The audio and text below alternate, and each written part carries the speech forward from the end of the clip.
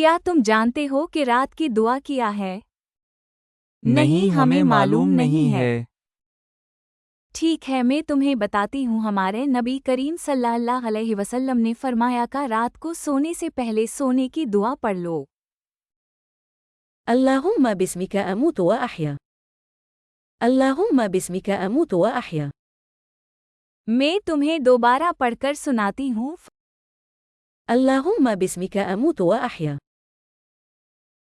اللهم باسمك أموت وأحيا. तुम सुनाओ। اللهم باسمك أموت وأحيا.